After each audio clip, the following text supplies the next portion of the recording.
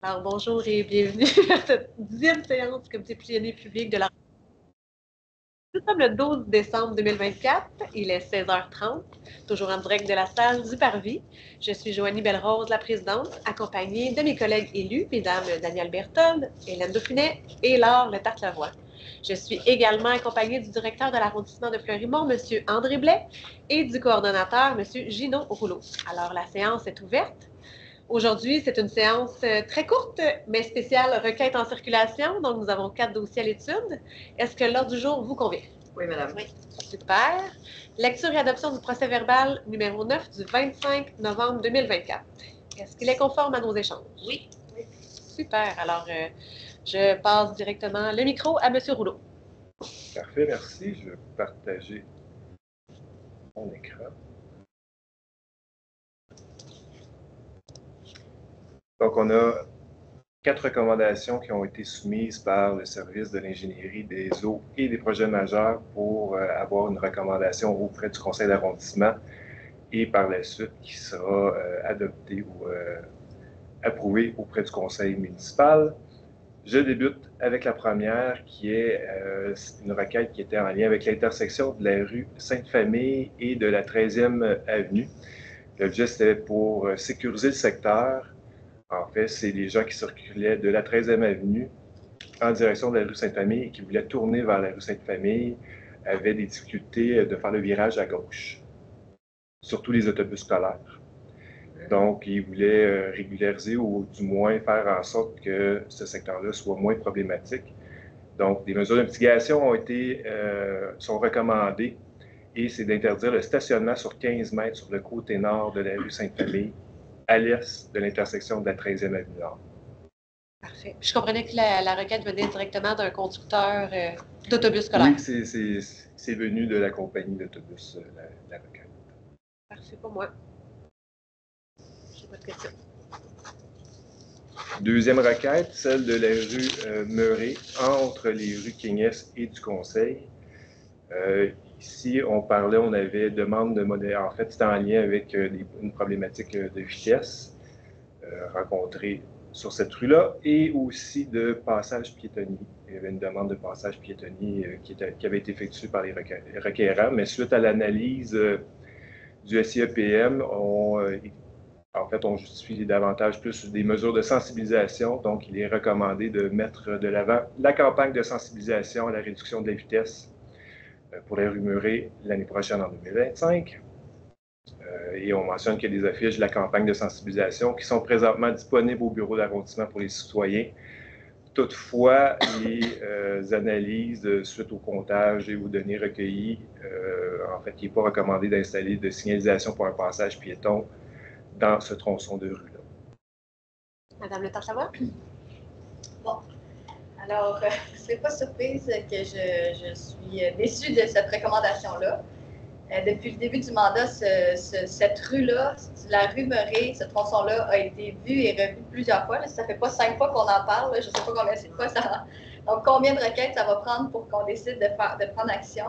Là, je vois, selon les chiffres, que la vitesse moyenne est de 46 km/h. Donc, là, dans ce temps-là, ben, c'est pas considéré comme une vitesse excessive. C'est sûr que la rue Meuret a du stationnement des deux côtés, donc ça peut être assez étroit. Donc, si les gens vont vite là-dedans, ça peut peut-être paraître encore plus vite, je ne sais pas.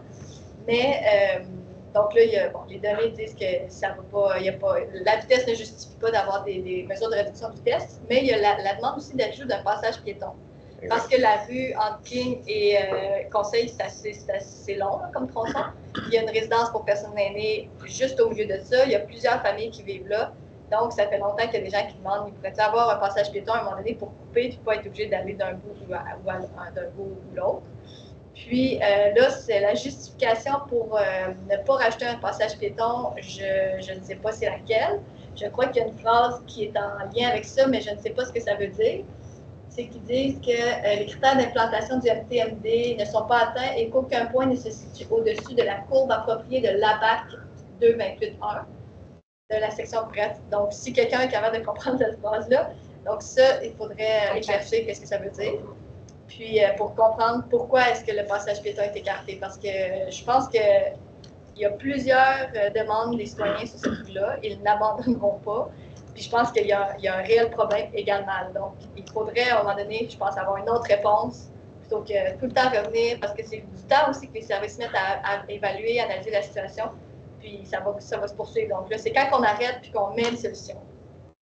Est-ce que, M. Rouleau, vous avez une explication pour la phrase spécifique? En fait, il s'agit d'un document vraiment lié pour les ingénieurs, pour vraiment interpréter les données qu'ils recueillent. Nous, du côté du bureau d'arrondissement, on va aller chercher les informations, qu'est-ce que cette fameuse phrase-là veut dire, et vous revenir avec de plus amples informations à ce sujet-là.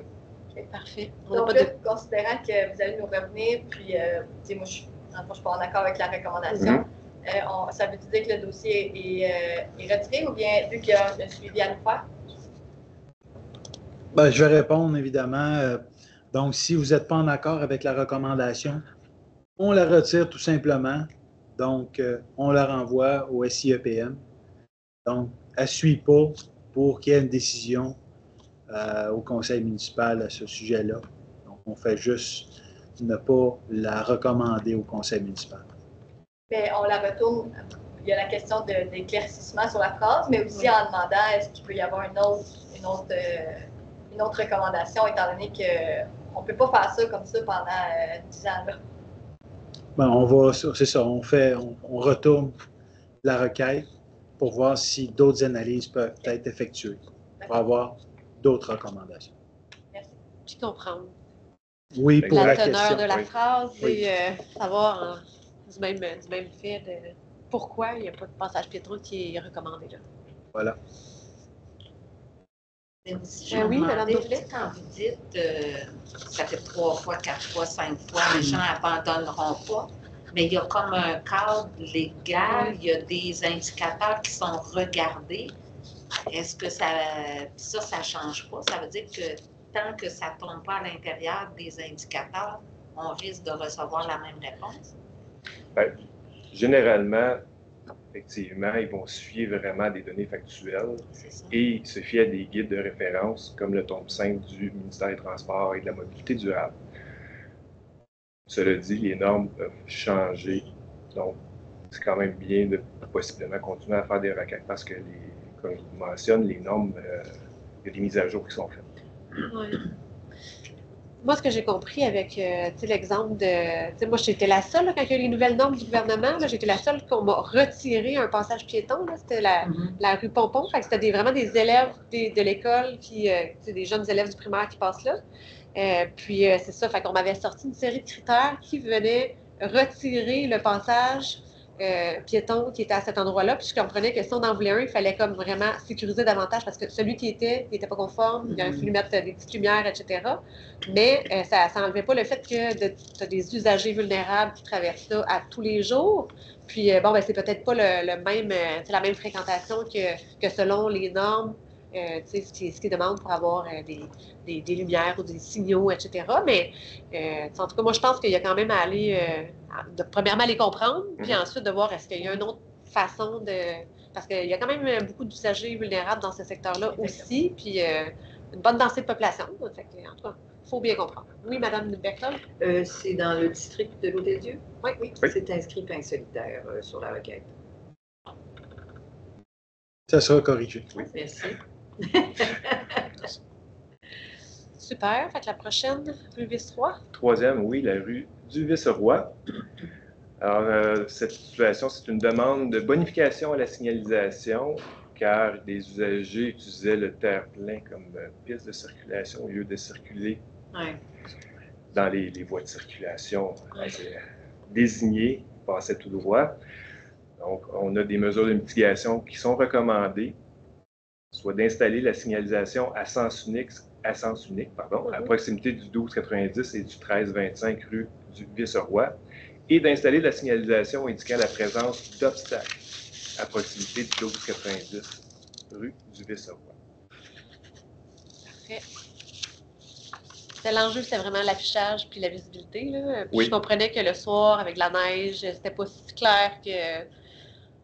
En tout cas, on espère que c'était pas mal intentionné, là, les gens qui passaient sur le terre-plein. Mais je pense que ça va aider.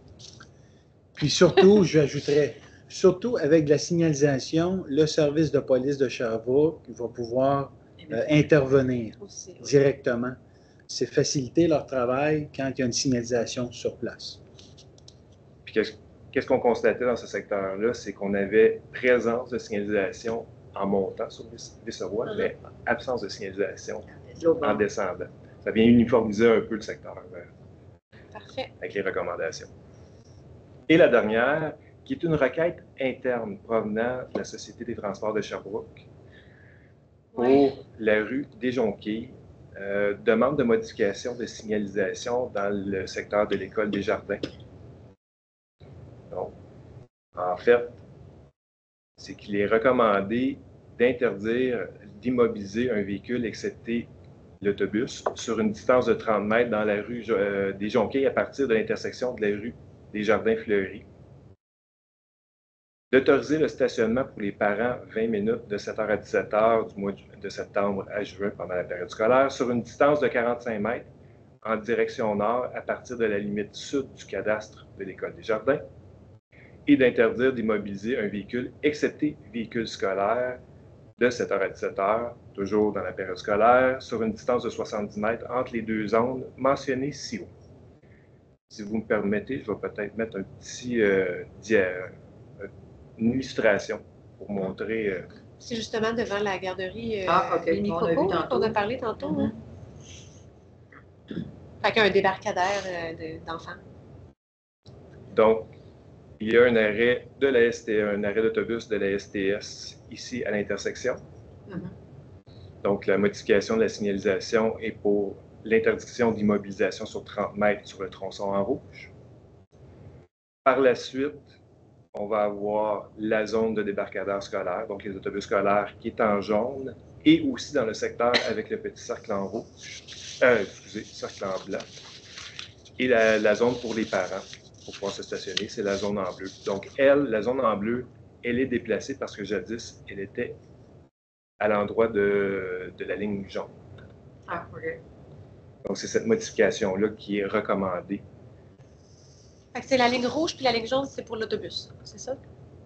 Rouge, c'est pour la STS, C'est ça. Société de transport, jaune pour autobus scolaire. Puis bleu pour les parents. Exact. OK. D'accord. D'ailleurs, parce que tu sais, j'en ai parlé avec le conseil d'administration de la Société de transport, parce que c'est toute la ville de Sherbrooke dans les rues locales. En fait, c'est une demande que ça fait super longtemps que la STS a de venir mettre des interdictions de stationner à, là, je ne me rappelle plus, là, 90 pieds ou quelque chose comme ça, de l'arrêt d'autobus pour sécuriser vraiment l'accès pour L'arrivée et le départ. Ouais. C'est ça, les usagers du transport en commun. Fait que vous allez voir émerger ça. Puis, moi, ce que j'ai remarqué dans mon district, c'est pas fait de la même façon partout. Tu sais, à des endroits, pour l'arrêt de bus, c'est vraiment évident. Là. Tu te dis, OK, nouvelle signalisation juste avant. Mais des fois, c'est vraiment plus loin. Fait que les gens, ils se posent la question.